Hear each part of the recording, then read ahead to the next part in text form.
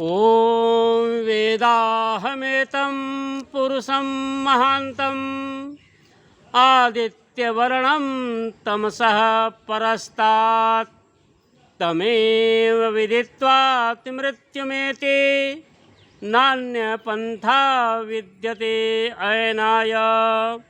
ॐ शान्तिः शान्तिः शान्तिः। ओम मित्रों, 28 सितंबर को आर्य नेता सरदार भगत सिंह जी का जन्म दिवस है। आज हम इस पर विचार करेंगे।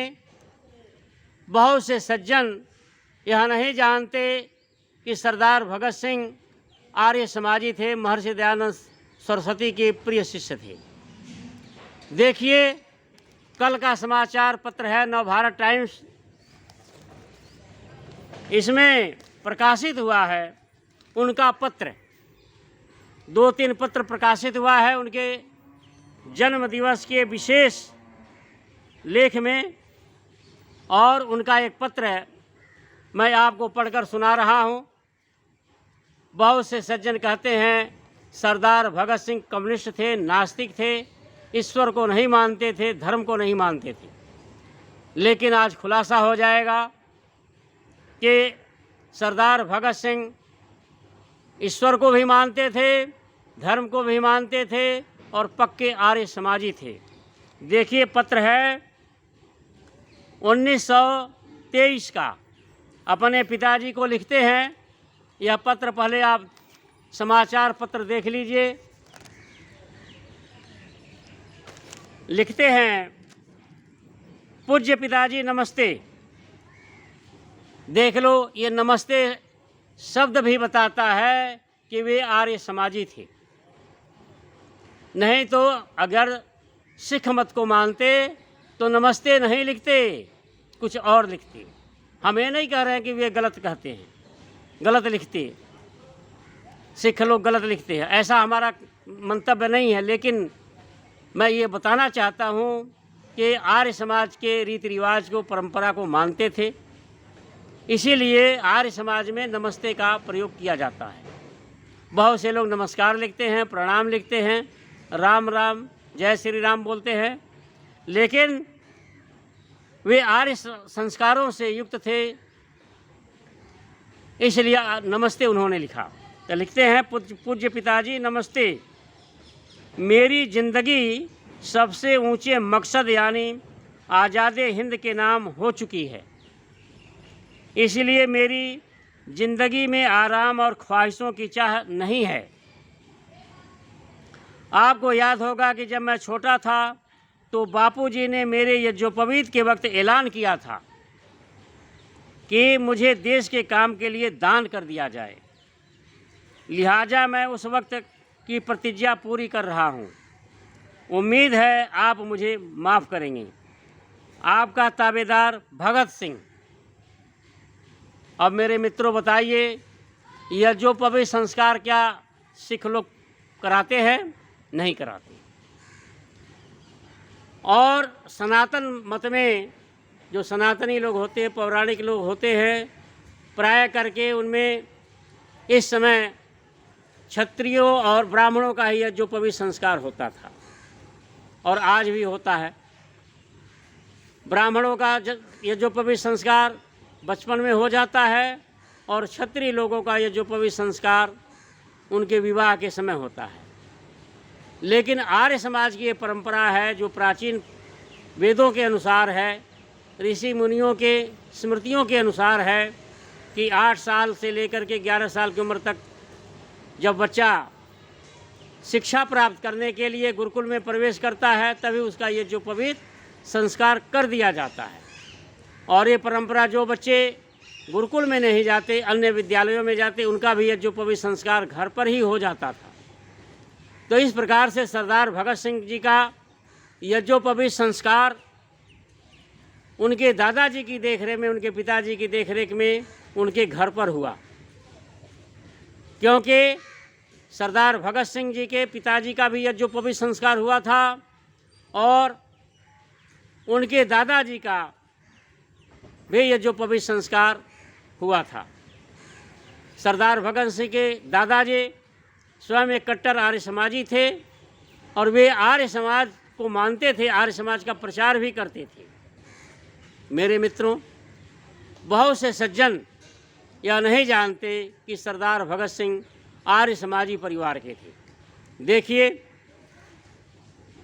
उनका पूरा परिवार आर्य समाज को मानता था और सरदार भगत सिंह डीएवी स्कूल के छात्र रहे, वहाँ पर भी उनको आर्य संस्कार मिलते रहे।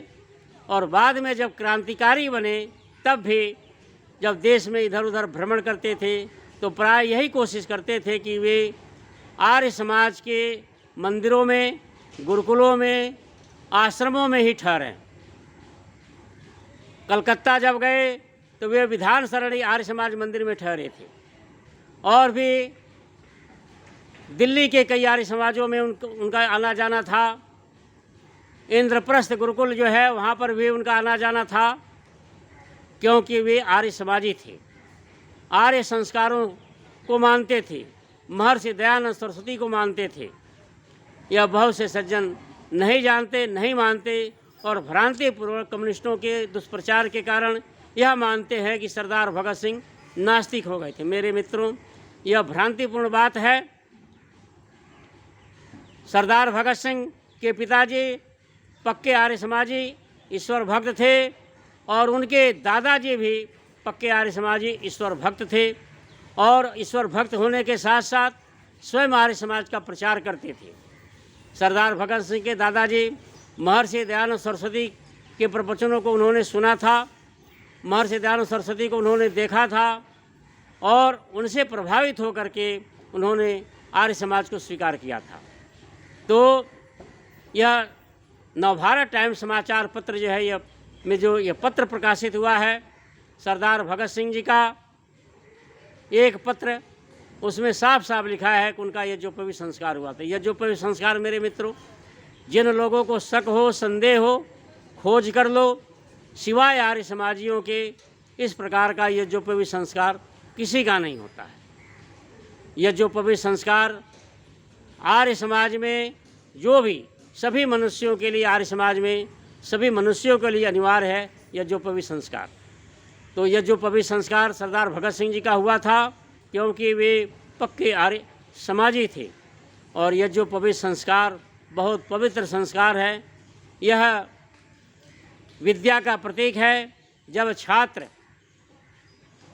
कोई बच्चा विद्यालय में, गुरुकुल में प्रवेश करता है तो उसका यज्ञोपवीत संस्कार हो जाता है, जिसको उपनयन संस्कार भी कहते हैं, जनेऊ संस्कार भी, गांव में जनेऊ संस्कार भी कहते हैं। उपनयन संस्कार का क्या अर्थ होता है? उप माने होता है निकट और नयन माने नज़दीक रखना। गुरु शिष्य को अपने निकट रखता, अपने नेत्रों के सदैव नज़दीक रखता है। इस क्रिया को कहते हैं उपनयन संस्कार।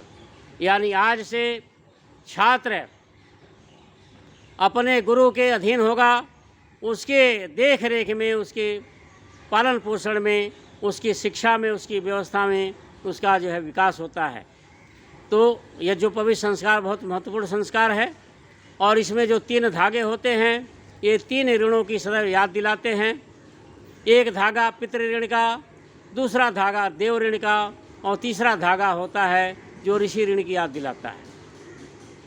हम सभी लोग जानते हैं कि हमारे ऊपर कितना ऋण है। मनुष्य ऋण का पुतला है। एड़ी से चोटी तक उसके पास सब कुछ उधार ही उधार है। जैसे जन्म लेता है तभी से, या माँ के गर्भ में होता तभी से माता पिता का उसके ऊपर ऋण होता है और जन्म के समय से ही माता पिता का, परिवार का, पड़ोस का, समाज का, प्रकृति का, गुरुओं का, ऋषियों का, सबका ऋण होता है मनुष्य के ऊपर। तो इन सारे ऋणों को बद्ध करके 3 भागों में विभक्त कर दिया गया है कि तुम्हारे ऊपर माता पिता, दादा दादी और जो परिवार के लिए इनका बहुत बड़ा ऋण है। तुम इन ऋणों को सदैव याद रखो। फिर जो गुरुओं का, वर्तमान गुरु से लेकर के और जितने ऋषि मुनि हो गए महर्षि दयानंद सरस्वती तक और उनसे पहले भी जो ऋषि हुए, उन सभी ऋषियों का ऋण है। क्योंकि जो ज्ञान हुआ है परमात्मा ने वेदों को जो ज्ञान दिया था वह ज्ञान श्रुति परंपरा से चली आई, जिसे हमें भी प्राप्त हुआ। तो वर्तमान गुरु से लेकर के और सृष्टि के आदि तक जितने भी ऋषि हुए, जितने भी गुरु हुए, उन सब गुरुओं का ऋण की याद दिलाता है दूसरा धागा। और तीसरा धागा देव ऋण की याद दिलाता है। अब देवता तो जो किसे कहते हैं, बहुत से सज्जन नहीं मानते हैं, जो अदृश्य होता है, जो दिखाई नहीं दे, उसको देवता कहते हैं। लेकिन मेरे मित्रों, यह कल्पित बात है, कपोल कल्पित है। देवता देखो, निरुक्त में हमारे ऋषि मुनि हर चीज़ की बड़ी सुंदर व्याख्या कर गए हैं, बड़ा अच्छा अर्थ बता गए हैं। धातु पाठ धातुओं से बड़ा सुंदर अर्थ निकलता है। तो देवता शब्द जो बताता है, यास्क ऋषि हुए हैं, उन्होंने कहते हैं विद्वांसो वै देवा, देवो दानाद वा द्योतनाद वा देव स्थानो भवती थी। देवता कि जो हमें जीवन देता है, जो हमारे जीवन का आधार है, जो हमें ज्ञान देता है, जो प्रकाश देता है, वे देवता हैं।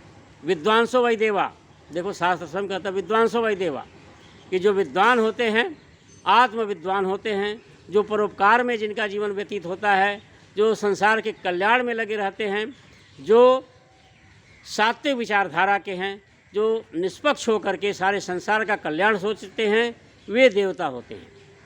तो इस तरह से हम देखते हैं कि 33 प्रकार के देवता होते हैं। उन 33 प्रकार में इसी को जो है 33 कोटि का देवता बताया गया। कुछ लोग भ्रांति से 33 कोटि का अर्थ लगा लेते, 33 करोड़, तो कहते 33 करोड़ देवता है। ये मेरे मित्रों झूठी भ्रांति है। कोटि माने प्रकार भी होता है, कोटि माने करोड़ भी होता है। तो लोगों ने भ्रांति से कोटि का अर्थ जहाँ प्रकार लगाना था वहाँ करोड़ लगा दिया, तो कहने लगे कि 33 करोड़ के देवता होते हैं। लेकिन मेरे मित्रों, शास्त्रों के अनुसार 33 प्रकार के देवता होते हैं। इन सभी 33 प्रकार के देवी देवताओं में सबसे ऊंचा स्थान माता का होता है। माँ जो होती है सबसे बड़ी देवी होती है, और पिता सबसे बड़ा देव होता है। उसके बाद गुरु का स्थान आता है, और अतिथियों का स्थान आता है, आचार्य का स्थान आता है। ये चेतन देवता हो गए। लेकिन हम देखते हैं इन चेतन देवताओं के अतिरिक्त भी ऐसी कुछ चीज़ें हैं, ऐसी कुछ वस्तुएं हैं, ऐसी कुछ सत्ताएं हैं जो हमें जीवन देती हैं, जो हमारे जीवन में उन्नति का कारण बनती हैं, हमें प्रकाश देती हैं। जिस प्रकार से जैसे हम देखें, अग्नि है, अग्नि भी हमारे जीवन का आधार है, वायु भी हमारे जीवन का आधार है, प्रकाश भी हमारे जीवन का आधार है, जल भी हमारे जीवन का आधार है, पृथ्वी भी हमारे जीवन का आधार है, सूर्य और चंद्रमा भी हमारे जीवन के आधार है। तो जब ये जड़ हैं, लेकिन है तो हमारे जीवन का आधार। अग्नि ना हो तब भी हमारा जीवन असंभव है, वायु ना हो तब भी हमारा जीवन असंभव है, जल ना हो, पृथ्वी ना हो तब भी हमारा जीवन असंभव। इसलिए ये हमारे जीवन के आधार है, इसलिए देवता हैं। लेकिन है तो जड़, लेकिन इनके भी पूजा का विधान, जड़ देवताओं की पूजा का विधान जो है हवन के माध्यम से होता है। हवन हम जब करते हैं तो जड़ देवताओं की पूजा होती है। जिस प्रकार से जब परमात्मा ने सृष्टि की रचना करी तब जो है प्रकृति में कोई विकृति नहीं थी। जल भी शुद्ध, वायु भी शुद्ध, स्थल भी शुद्ध, प्रकृति भी शुद्ध, वायुमंडल भी शुद्ध, सब शुद्ध था। लेकिन मनुष्यों के क्रियाकलाप से इसके अंदर विकृति आ जाती है, खराबी आ जाती है। इसलिए परमात्मा ने विधान किया हवन के माध्यम से जो विकृति आ गई प्रकृति में, उसको जो उसी रूप में स्थापित करना। जिस प्रकार से आप देखें, आपके वहाँ कोई अतिथि आता है, मेहमान आता है, तो जब घर से वह चलता है तो उसके अंदर कोई विकृति नहीं होती है। उसके हाथ में पैर मुँह सब साफ होते हैं, भूखा नहीं होता, प्यासा नहीं होता है। लेकिन दूर से चल करके जब आपके घर आता है तो उसको प्यास लग जाती है, भूख लग जाती है, उसके हाथ पैर गंदे हो जाते हैं, मुंह मलिन हो जाता है, तो आप उसको अर्घ देते हैं, पाद्य देते हैं, आसन देते हैं, पुनः जो है उसको भोजन कराते हैं। तो पुनः जो है वह उसी जिस प्रकार से घर चला था उसी प्रकार से तरोताज़ा हो जाता है। तो आप जो है अतिथि की सेवा इस प्रकार से करते हैं। तो जड़ देवताओं की सेवा कैसे करें, जड़ देवताओं की पूजा कैसे करें, तो परमात्मा ने बताया हवन के माध्यम से हम जड़ देवताओं की पूजा करते हैं। तो जड़ देवताओं अग्नि वायु जल आदि का जो है पूजा हवन के माध्यम से किया जाता है, यानी इनका शोधन किया जाता है, प्रदूषण को दूर किया जाता है हवन के माध्यम से। इस प्रकार से जो तीन धागे हैं यज्ञोपवीत में, ये 3 ऋणों की याद दिलाते हैं। माता पिता की पूजा हम सेवा करके करते हैं, उनकी आज्ञा का पालन करके करते हैं। ऋषियों का ऋण जो है, ऋषि ऋण से ऋण होने के लिए हम ज्ञान का प्रकाश, विद्या का प्रचार करके करते हैं। यदि हम नहीं पढ़ाते हैं तो पढ़ने वाले छात्रों का सहयोग करके हम ऋषि ऋण से ऋण होने का प्रयास करते हैं।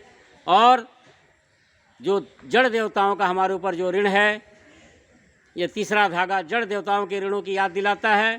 तो इनकी पूजा जो है, हम इनके ऋण से ऋण होने के लिए हम हवन करते हैं। हवन के माध्यम से प्रकृति में जो विकृति आ गई हमारे क्रियाकलाप से, वह दूर हो जाती है। इस प्रकार से यज्ञोपवीत संस्कार में 3 धागे पहनाए जाते हैं। सरदार भगत सिंह जी ने भी 3 धागों वाला यज्ञोपवीत पहना था और उन्होंने संकल्प लिया देश की आज़ादी का।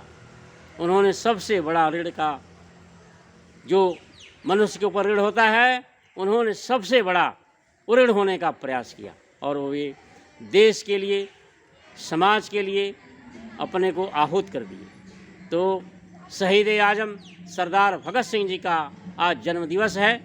हम उनको अपनी श्रद्धांजलि अर्पित करते हैं और हम आर्य समाज गौरवान्वित होते हैं कि सरदार भगत सिंह शहीदों में सिरमौर, सरदार भगत सिंह पक्के आर्य समाजी थे। देखिए, आर्य समाज का देश की स्वतंत्रता में बहुत बड़ा योगदान रहा है। महर्षि दयानंद सरस्वती प्रथम पुरुष थे जिन्होंने स्वतंत्रता हमारा जन्म सिद्ध अधिकार है ऐसा उद्घोष किया और कहा उन्होंने, विदेशी शासन चाहे कितना भी अच्छा हो, लेकिन वह स्वदेशी शासन से अच्छा नहीं हो सकता। स्वदेशी शासन ही स्वीकार है। एक बार एक अंग्रेज ने महर्षि दयानंद सरस्वती से कहा कि आप हमारे राज्य के लिए, हमारे शासन के लिए परमात्मा से प्रार्थना किए। महर्षि दयानंद सरस्वती ने कहा, मैं प्रार्थना करता हूँ कि शीघ्र ही शीघ्र विदेशी शासन भारत से समाप्त हो। और इसीलिए महर्षि दयानंद सरस्वती राजाओं से बार बार मिलते थे कि राजाओं के अंदर जागृति आए, ताकि जब इनके अंदर जागृति आएगी तो जनता के अंदर भी जागृति आएगी और आंदोलन होगा, देश स्वतंत्र होगा। तो आर्य समाज का देश की स्वतंत्रता में बहुत बड़ा योगदान रहा है। और जितने भी स्वतंत्रता सेनानी हुए, चाहे क्रांति दल के हों, चाहे शांति दल के हों, इनमें से 75% या तो आर्य समाजी थे या आर्य समाज से प्रभावित थे। ऐसा स्वयं जो है कांग्रेस के एक बहुत बड़े नेता का कथन है। और देखें, सरदार भगत सिंह आर्य समाजी थे, लाला लाजपत राय आर्य समाजी थे, राम प्रसाद बिस्मिल पक्के आर्य समाजी थे। इस तरह से हम देखते हैं कि आर्य समाज का देश की स्वतंत्रता में, भारत के उत्थान में और भारत के विकास में, मानव समाज के विकास में, संपूर्ण मानव समाज के और संपूर्ण प्राणी के विकास में, इनके अधिकारों की रक्षा में आर्य समाज का बहुत बड़ा योगदान रहा है। इतना